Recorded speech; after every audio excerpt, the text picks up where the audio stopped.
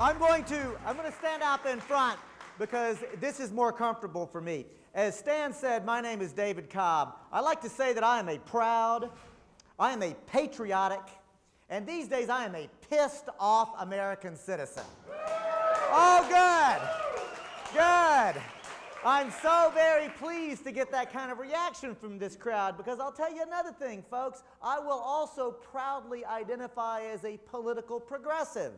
And as a political progressive, I think that we have made a mistake by allowing the Tea Party to claim some sort of monopoly on political anger. Because, folks, if you will engage a Tea Party adherent or a Tea Party supporter, if you'll just talk to them one human being to another, and I've done this, what I've found almost always is what they're angry about is the fact that Wall Street America destroyed the economy, but really what gets their goat is that the federal government gave them $1 trillion in response. Well, you know what? I'm angry about that too, aren't you? Right? And let's be clear, I don't want the Tea Party to be the only place where that kind of political anger is expressed. And I'll go a little bit further, because I'm also angry about the fact that 1 in 6 families are living below the poverty level in the United States. And I rarely hear that anger expressed at Tea Party rallies. I'm angry about the fact that approximately 20% of the children are going to bed hungry in the United States of America. And I don't hear that anger expressed at Tea Party rallies. And I'm angry about the fact that the economic institutions are destroying the planet that we depend upon for life itself, causing a global runaway climate crisis. And I certainly don't hear that anger expressed at Tea Party rallies. And since I'm getting such a good response, let's just go ahead and be clear. I'm also angry that the United States of America is a fundamentally racist, sexist, and class-oppressive society, and I damn sure don't hear that anger expressed at Tea Party rallies. Right?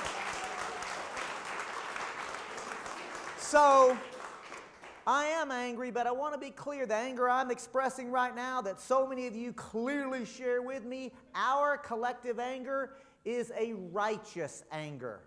And I use that word very carefully, folks. It truly is righteous, because you see, righteous anger is unique. Righteous anger requires action. That's actually how you can tell it's righteous. Because frankly, if you just get angry about something and stew and wallow in it and just like get your anger and turn it on yourself, that's not righteous by definition. In fact, that's actually dangerous. It's dangerous emotionally, it's dangerous physically, it's dangerous spiritually and psychologically. That's not righteous anger. Righteous anger requires us to act. And get this, in my lived experience, by allowing myself to experience the righteous anger at unjust conditions, unfairness, to allow myself to own that anger and then let it provoke me into righteous action for peace or justice to create the world I want, I've discovered joy. My anger transforms into joy simply by the act of acting. As George Friday says, what you gonna do? Right? Analysis is all fine and good. What you gonna do? Whenever you begin to act for justice, and in fact, that's how you can tell it's righteous anger. And may I suggest to you that it was righteous anger that provoked the abolitionist movement in this country. People were angry about an unjust, depraved institution like slavery. It was righteous anger that brought those women together at Seneca Falls to stand up against the patriarchy they were experiencing on the day-to-day level. It was righteous anger that fueled the civil rights movement. Righteous anger fueled the trade union movement. Righteous anger is a good thing, and we ought to own that. Yeah. And I will tell you that I'm also a proud and patriotic and sad American, because I can remember a time in my own life when I would say that I was proud and patriotic of this country without any other qualifier. And for me personally, that time was when I was a little boy. When I was taught that I was from the United States of America. And the United States of America was the land of the free and the home of the brave. But more importantly, I was taught that the United States of America stood for liberty and justice and equality. And I was so very proud of that. And not only that, but I was taught that the United States of America was like some great shining light on the hill, and that we were going to guarantee liberty and justice and equality for the entire world. And I was so proud to be from that country, and I'm angry because I grew up and realized I had been lied to. But I want to be clear, and that's also referring back to George Friday's earlier comments. That's a little bit of that acknowledgement that we've got to actually go through. But I want to be clear about something, folks, that I won't say that I was lied to specifically, because you see, I have a face. I have an actual name that I associate that idea with. Her name is Mrs. Armstrong. She was my 5th grade teacher. So instead of saying that Mrs. Armstrong lied to me, let's just say I was subjected to a creation myth. And the reason I want to say that is because Mrs. Armstrong did not go to bed at night saying, I can't wait till these little children come into my classroom so I can fill their mind full of lies and propaganda about how this country operates. No, of course not. She was a public teacher, and like every public teacher I've ever met, Mrs. Armstrong wanted to help nurture children to become productive members of society, to take their rightful place in that society. You see, Mrs. Armstrong taught that creation myth, and it worked on me, it worked on my classmates, and as I'm watching how you're reacting to my words, it worked on almost everybody in this room, right? Come on, admit it, right? When we are exposed to that creation myth, it works on us because we want to believe it. You see, we want to live in liberty, justice, and equality. And I'll go one step further. We deserve to live in liberty, justice, and equality. And may I say, you can applaud that. We deserve it. It's our birthright. As human beings, it's our birthright. And may I suggest that you want and deserve those things not because you're an American, if you are. You want those things because you're a human being. Yeah. Right? And absolutely, absolutely, absolutely it is true that American children want and deserve liberty, justice, and equality. And you know what? So do Iraqi children and Afghan children and Israeli children and Palestinian children and Mexican children and children all across the world. And what I'm getting at in my presentation, what I think this Peace Symposium is doing, if you look at the arc of the agenda of our time this weekend, is the recognition that there is a worldwide movement. It is, in fact, a human rights movement that we're actually talking about. And we can own that. We can relish in that. We can step into that. And if we're really courageous, if we're really opening our hearts and our heads and our minds, can we imagine a movement that also celebrates rivers and streams and deer and birds and fish and the interconnectedness of life itself? That's the movement I really want to be talking about, right? A movement that intertwines ecology, democracy, peace, justice. That's the kind of movement that I think we are capable of being part of, and it's what makes me so inspired to be here with you today. Now, so before I get into the substance of what I've been asked to talk about, which is corporations and the Constitution, I want to be clear and candid with you that I'm going to try to be persuasive. And because I'm going to try to be persuasive, I want to share with you something that I already knew intuitively as a trial lawyer, but now science is proving beyond a shadow of a doubt, the cognitive scientists are proving that if you really want to be persuasive, facts don't really matter that much. I mean, when you say it that way, it's sort of like, because I don't know about you, but I have spent a lot of time learning facts. Right? And here's the thing, though. It's not true to say that facts don't matter. Facts do matter. But check this out. What really matters is the stories that we tell each other. Because, see, we make sense of the world through the stories that we tell each other. That's what a narrative means. There's a cultural narrative that we understand how the world works, right?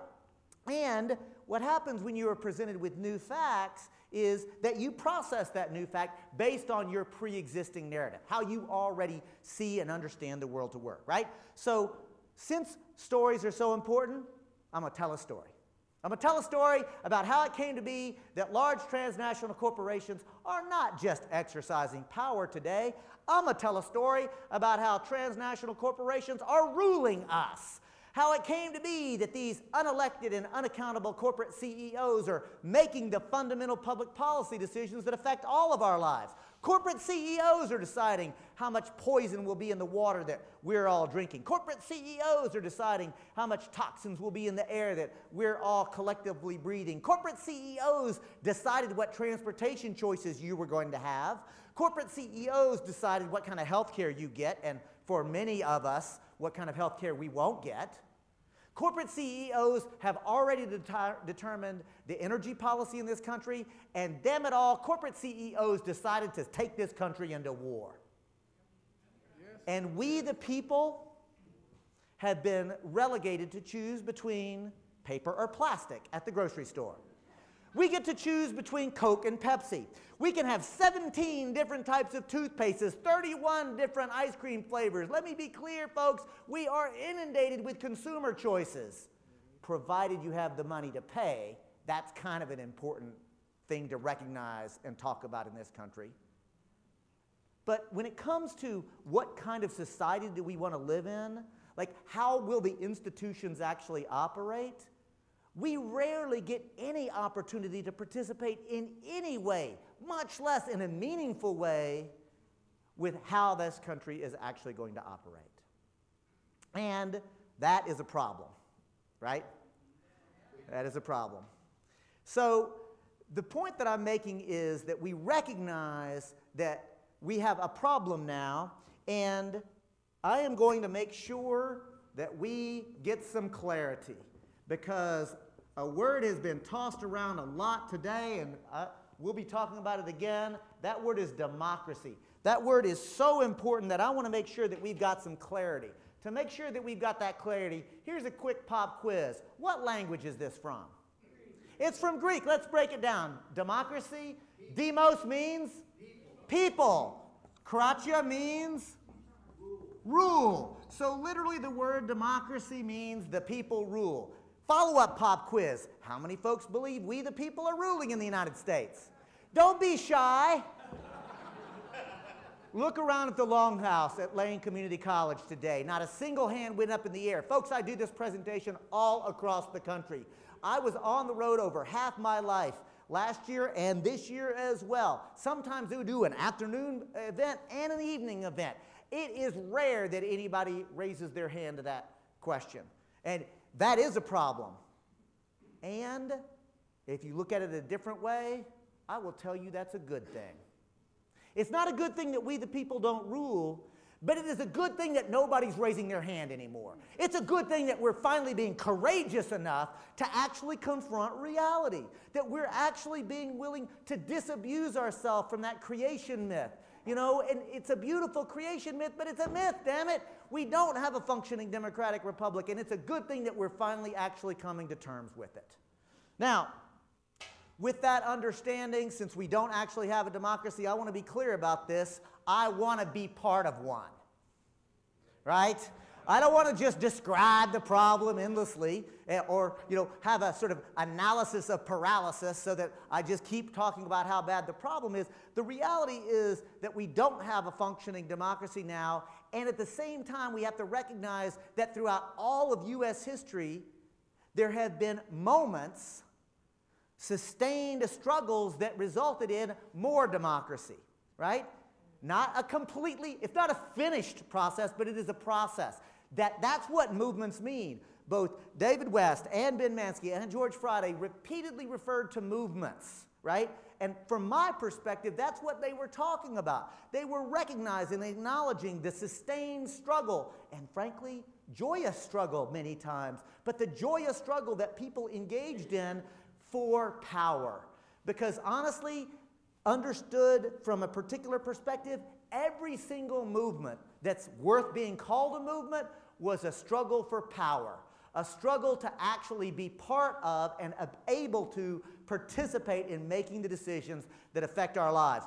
So let's just acknowledge that what's going on in the early stages, not just in this country, but across the world, is a worldwide democracy movement. Yeah. And because I think it's important to do as a North American myself, is to recognize, to have a little damn humility and recognize that for North Americans, we're kind of late to the game. Right? I mean, if you really want to see what really vibrant social movements that become democracy movements that are actually challenging for and winning power look like, you got to look to North Africa, you got to look to the Middle East, you got to look to Latin America, right? That's what it looks like.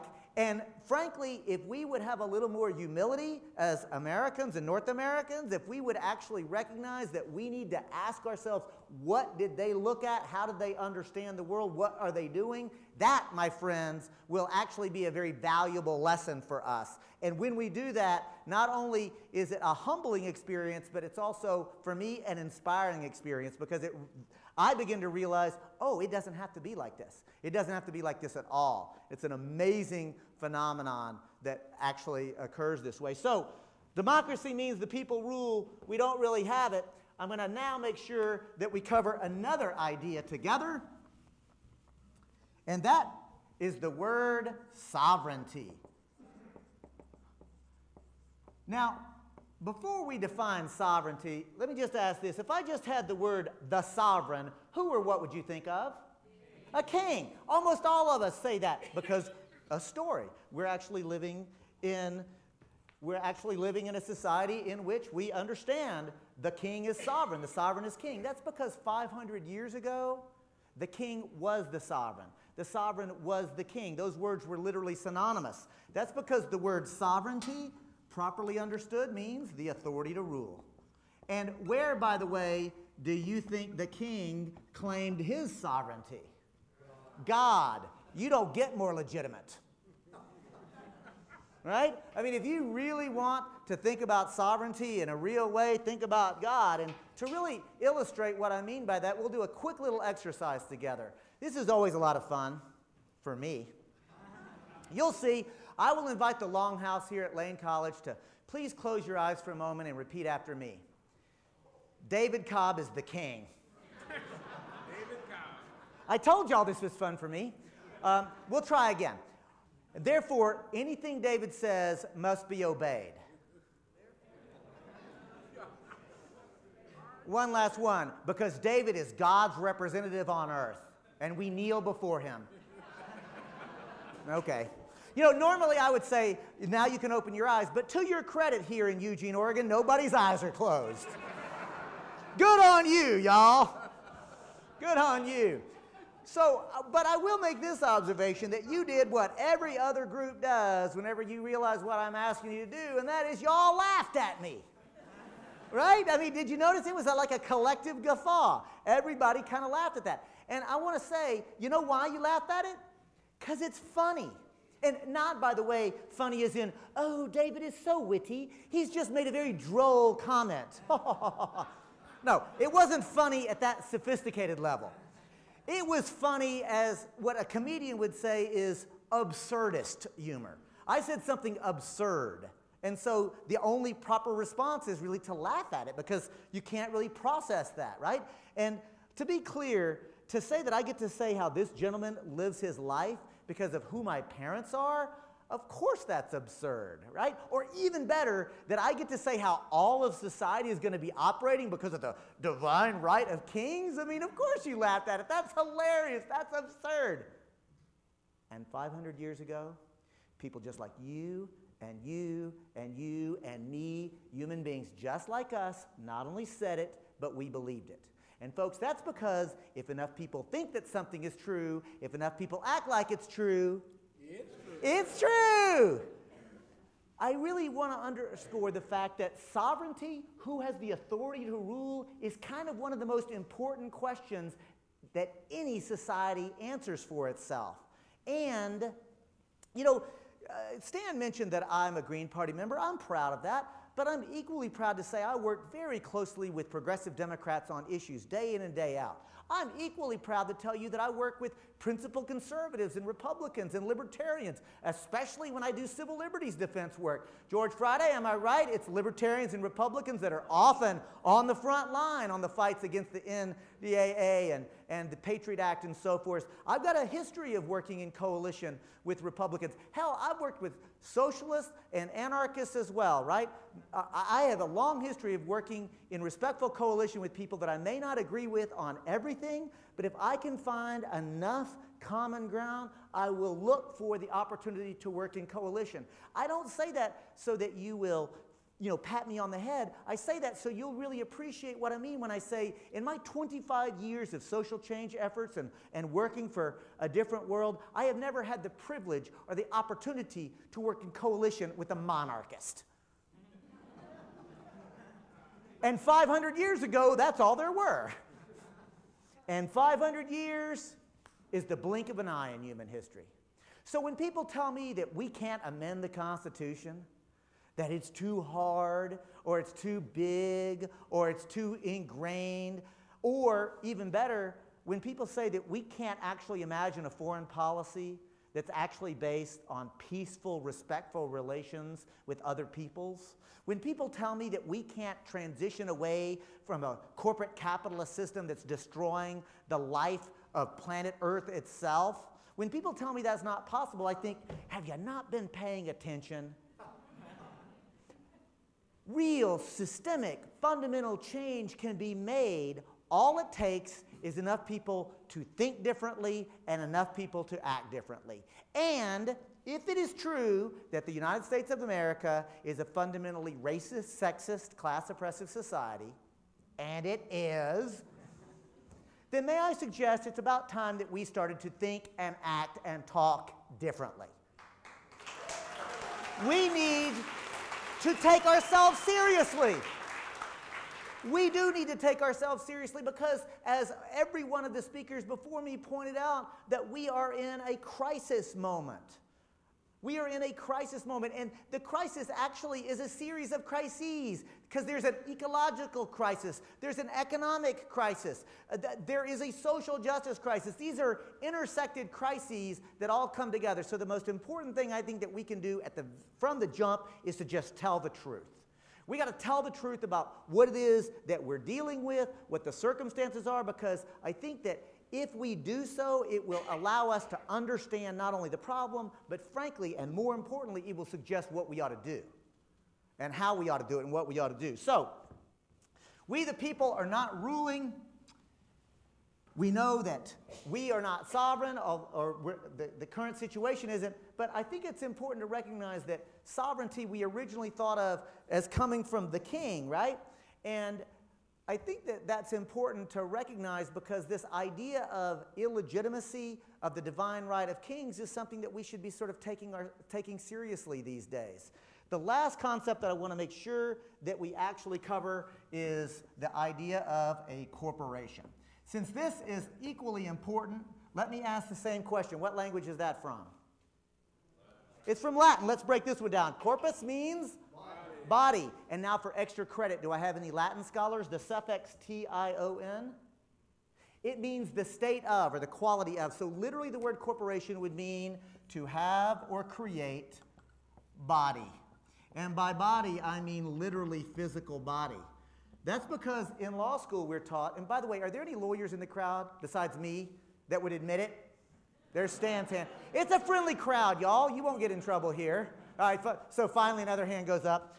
So do y'all remember in law school being taught that a corporation is a legal fiction? Yep, I'm seeing my two brothers at the bar raise their hand. Watch this. Even if you couldn't exactly define that term, even if you weren't subjected to law school, and trust me, that is being subjected, but if you weren't subjected to law school, but if you've just heard that a corporation is a legal fiction, raise your hand. Look at all those hands go up. So a corporation is a legal fiction. We understand that. A corporation is a legal fiction. So that begs the question, what does the word fiction mean? Not true. A lie, made up. We're taught in law school that a corporation doesn't actually exist. However, we will pretend like this group of people who are doing something together, this resources that are coming together, these contractual obligations, these assumptions and so forth, this very complex kind of idea, we're going to pretend like it's one physical thing so that we can treat it a certain way under law. And of course, if enough people think that something is true, if enough people act like it's true, poof, we just created a corporation. Point I'm making here, folks, is that we create a corporation as a construct. And the word corporation is from Latin because the genius of human creativity to create corporations for the first time and that would look like a corporation that we would think of were actually created during the Roman Republic. Not, by the way, during the Roman Empire. And sometimes I wish we spent more time in this country asking, what happens when a republic devolves into an empire? Because that might be an important conversation in the United States of America. Just saying. Or, as Bill Hicks, the great Texas comedian, would say, just planting seeds. Just planting seeds. But the point I'm making is that a corporation was created during the Roman Republic for a reason. A construct is created for a reason. And, for example, y'all heard the phrase, all roads lead to Rome? Yeah, here it is, 2,000 years later. We've all heard that phrase, right? Check it out. That road system was actually laid out and built as a corporation. Likewise, the aqueduct system, that amazing bit of engineering that moved water all across the Italian peninsula, actually designed by, built by, maintained as a corporation. Likewise, the first universities, the first hospitals. Can y'all guess? Corporation, corporation. Point I'm making is we're talking about a road system, a water system, a university, a hospital. What do those four things have in common? They're a common good. They're all for the public. The genius of the idea of the construct of creating a corporation was to take private money, material, and resources and put it to common good. But there's another way that the government takes private money. What's that called? Taxes. And I'm not here to denigrate taxes. I mean, I think taxes are a worthy, noble thing to do. In fact, have y'all heard that Oregon is suffering from a budget crisis? Maybe some of y'all might have heard that. Here's something. I don't think that's true. I mean, there is an allocation crisis, but the reality is that Oregon, just like every state in the Union, especially the United States of America nationally, there are riches beyond imagining, really.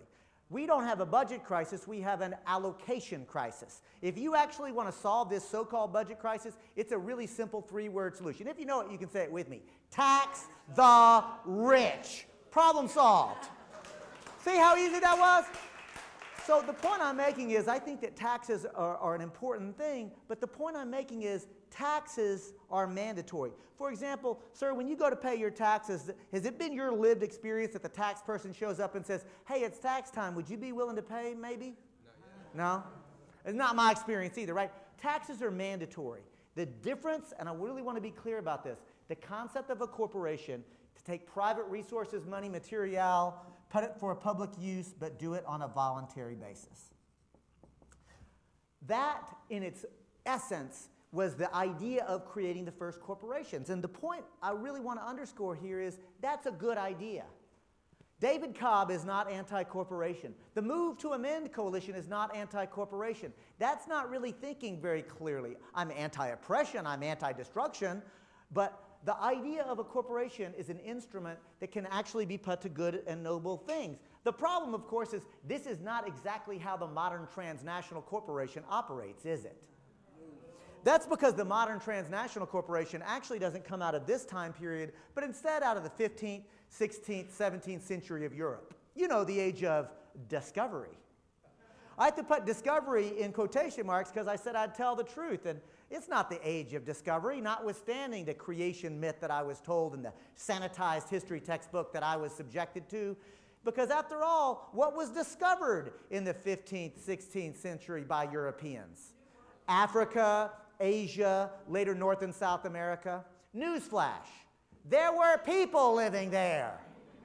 They weren't lost. They didn't need to be discovered. And so, in the interest not only of truth-telling, but also of being courageous enough to confront reality, which I think we need to do, let's acknowledge that the 15th and 16th century of Europe is actually the age of rape and pillage and plunder and murder. There's one word for me that underscores that. You can applaud that. We got to say it out loud.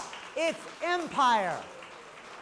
And the point I'm making, the transnational corporation that we know today was not just accidentally created during the age of empire. The modern transnational corporation was created as an instrument of empire, intentionally and deliberately used to facilitate imperialism. Because you see, empire means beating people down. It means killing them. It means taking their things. It means taking their resources. It means taking their lives and enslaving them if that's what you decide to do. It's brutal and it's ugly, and there's no way that we can talk about it without being righteously angry about the history from which we come.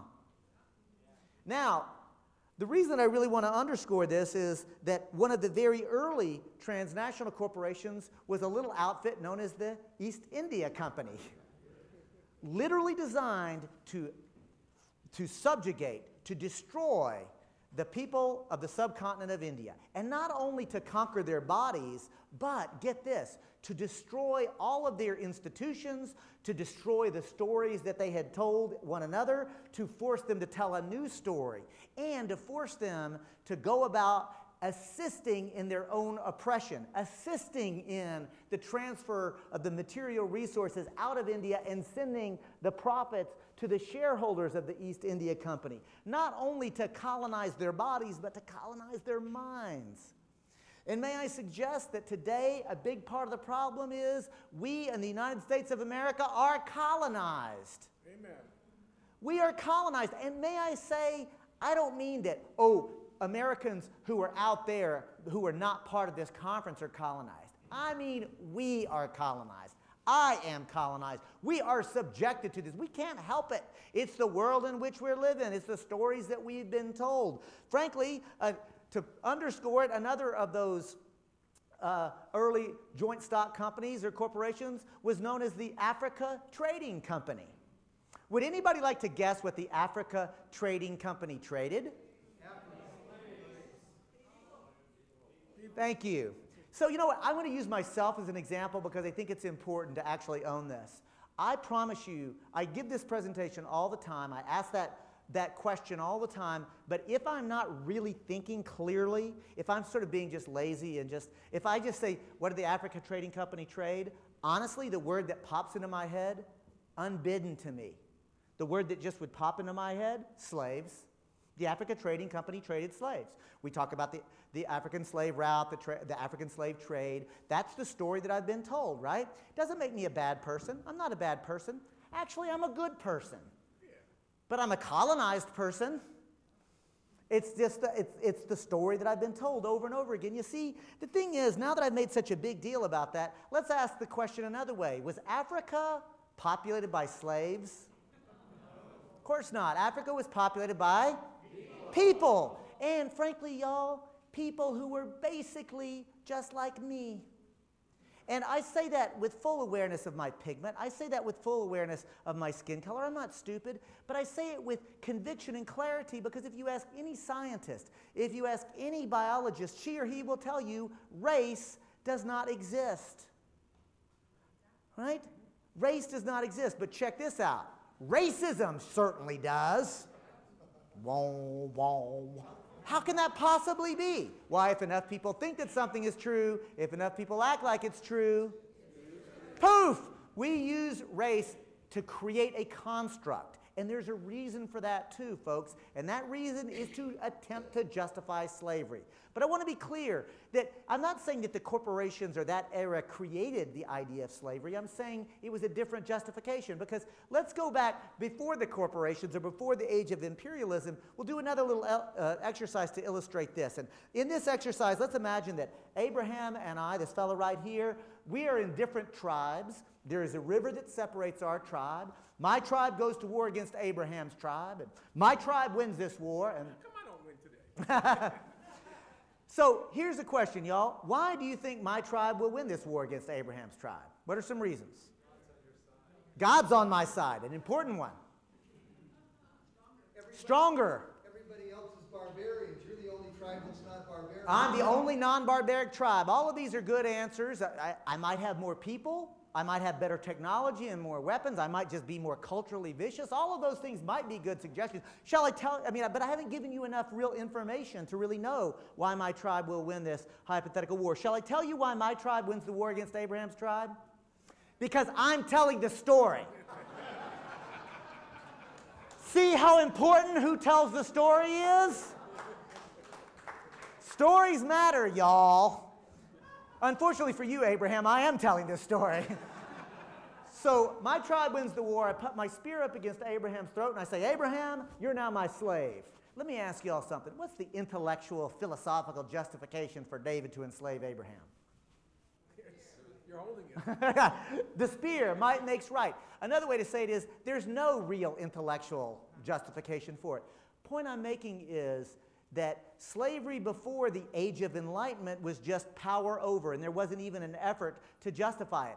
After the Age of Enlightenment, it became necessary to somehow explain or to justify it. And as outrageous, as stupid, as profane as it is, the idea of race gets created as a construct to try to justify the absurd idea that it's okay to enslave people, and even more ridiculous, that it's okay to enslave people on the basis of pigment. And I guess what I'm getting at is that racism, militarism, imperialism, corporatism, these are all inextricably linked concepts. And what links them all, at the end of the day, is oppression. And another way to say that is the same way that one of the great American political orators of all time said it. And that is to say that, well, I'm talking about the Reverend Martin Luther King, Jr. And in his best political speech, not his most famous speech, but his best political speech, known as Beyond War or Beyond Vietnam, King said, the United States of America today is in a spiritual and moral decay. I mean, King was a man of faith. Remember that. He was a reverend. This is kind of heavy words for a reverend. The United States of America is in a spiritual and moral decay because of the triple evils of racism, militarism, and extreme materialism, or just greed. And King said, unless and until we confront those evils, we can never become the country that we deserve to be. The United States of America can never become the country that we want it to be. And according to King, he says we could not become the country that God intends us to be.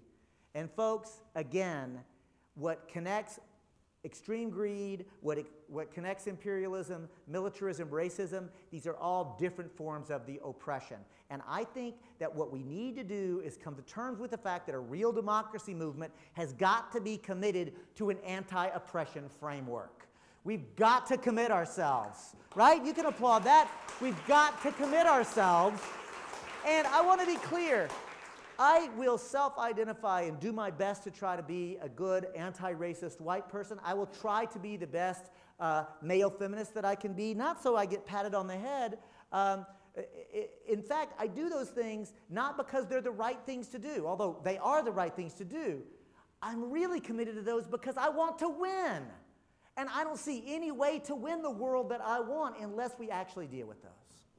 So, you know, we talked about the king and we talked about corporations, and since I've finally gotten around to America in my little story, here's a question. How many original colonies in the United States?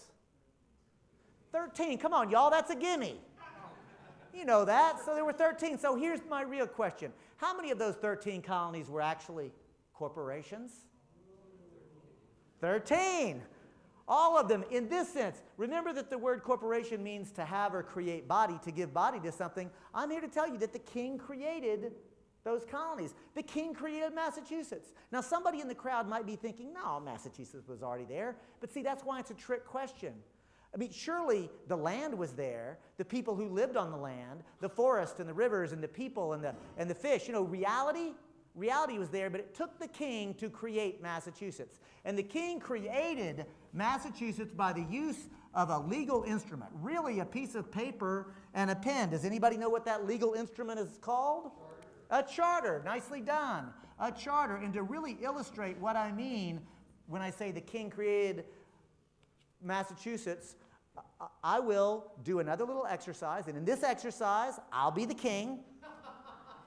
Why do you think I might be the king? Because I'm still telling the story. You see how important that is?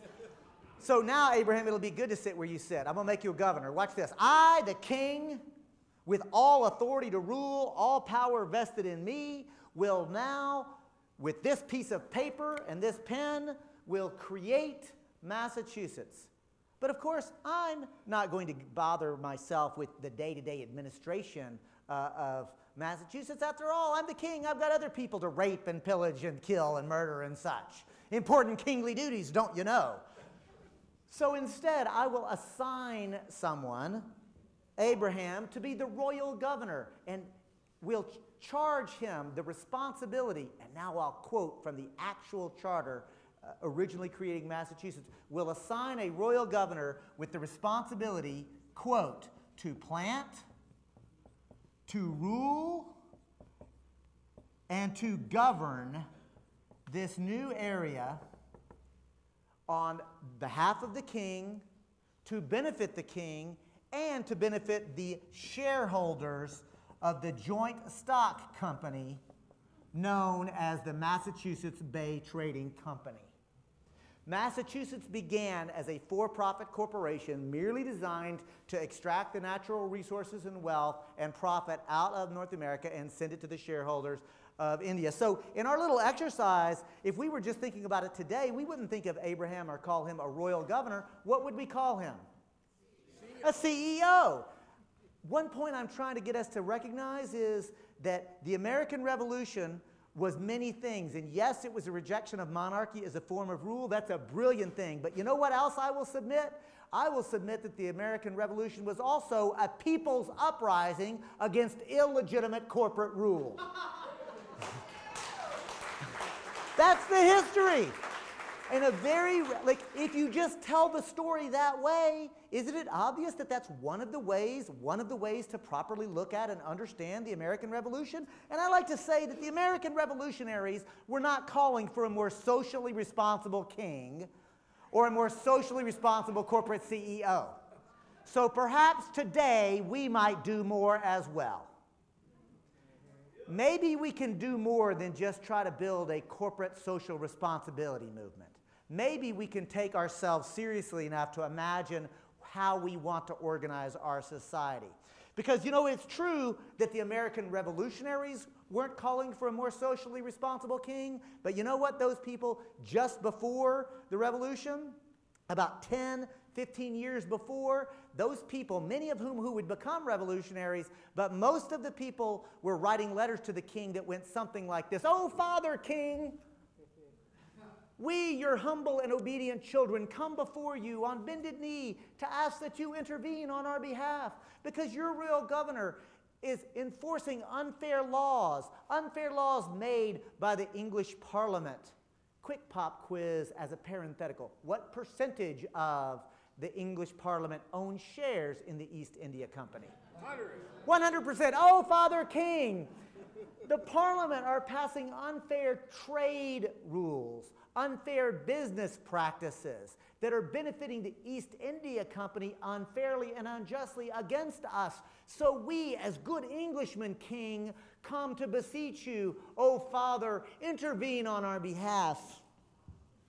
It was the most sniveling, groveling language that you can imagine. And I don't know about you, but I am keenly interested in trying to understand what stories were they telling each other that convinced them to stop the boot kissing, to stop the begging and the pleading, and to stop that and actually to get up off their knees, to actually stand up, and as King would say at a different era of American history, to find some steel for their backbones, and to look the king directly in the eye. And where again did the king claim cultural authority? God. So that's what they were up against. to look at the king and to see behind the king the most powerful military the world had ever seen to that point and say, King, you're done, get out, we're doing it different now. Because let me tell you something, folks, that process that I've just described, that's magic. And I want to be clear, it's not, if one person stands up against injustice and oppression and unfairness, that's beautiful, that's courageous, that deserves to be applauded, but that act alone is not magic.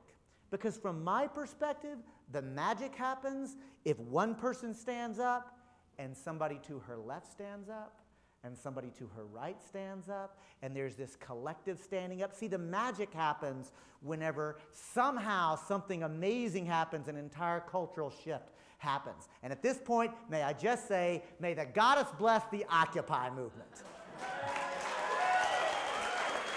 Because that is magic. There is something magical going on there. They're imagining, they're daring us to think and act differently and bigger. And that, I think, is what we're up against. And so, folks, we know that the king gets thrown out. And we know that a new charter gets written. A new instrument comes into play. And what is this new instrument, the supreme law of the land? The U.S. Constitution. How many people here have read the U.S. Constitution? Y'all be honest. Look at all those hands go up. So very quickly, folks, I am going to lay out my understanding of how the U.S. Constitution is supposed to operate. When you look at it, and not just read the words, but as my mama would say, step back from the tapestry, son. Read the words, but look at the pattern. Look at what it actually is trying to tell you, how it's supposed to operate. And I will tell you, when you look at that, you'll see two actors. The first actor is the most important actor. In fact, it's so important, it's the first three words.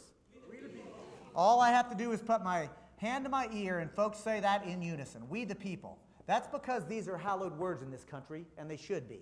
You see, we the people come together to create the second actor, which is government. Let's just note that we the people create government. Government does not pre-exist us. In fact, government is dependent upon us. Another way to say it is, in this framework, we the people are free and sovereign. And what does the word sovereign mean again? The authority to rule. We're claiming the authority to rule. The king is not sovereign. We kick the king out. But check this out. Government isn't sovereign either. In fact, to the contrary, government is subordinate and accountable. Government is subordinate to whom? The people. Government is accountable to whom? The people. That's got a ring to it, doesn't it? I like how this is going. Let's continue. We the people are free and sovereign because we the people have rights. Government never has rights. Government only has duties. And let me stop for a moment and underscore, if I've got the right to do something, it means I can do it and I don't need anybody's permission. I don't need the city of Eugene's permission. I don't need the state of Oregon's permission. I don't need the federal government's permission. Look, I'm from Texas, y'all. I don't need my mama's permission. If I have the right to do something, it means I can just do it. And if government tries to infringe upon my rights, government's wrong, not me. That's important. And government never has rights over the people. Government only has duties. And if you have a duty, it means you have to do something. And where do those government duties come from? Well, remember this. All power resides with the people. In fact, that's another magical phrase. To really illustrate that very quickly, let's just do something very quick. I'll ask you, you don't have to do this, but if you're willing to, let's just try it out. I'm going to say 4 words. I'll say power to the people, and you say Power to the people. Let's try it again. I'm going to say power to the people. Power to the people. One more time. Power to the people. Power to the people. Now look around at each other. Honestly, almost all of you are smiling right now. And you know what? I think it's because we recognize that saying those words out loud together is magic, and it makes us think about that. That is beautiful. And quick pop quiz, what is the population more or less of Eugene, Oregon? 157,000. 157,000 more or less? Well, I will celebrate that 150,000 folks in Eugene have all the political power. That's wonderful. That's amazing. But I'll tell you this, I don't want to go to the meeting of 157,000 people where we decide where to put stop signs. And I like political meetings. I'm not going to that one. Anybody up to facilitating that particular meeting? point I'm making is, folks, yes, we the people have all the political power, but we wisely delegate a certain amount of our power to government. Certainly not all of our power to government. In fact, the only power we delegate to government is enough for government to perform the duties that they have. And how does government discharge their duties? By writing laws at the local, state, or federal level. That's what legislation is. Properly understood, that's what it is. Now, here's the thing.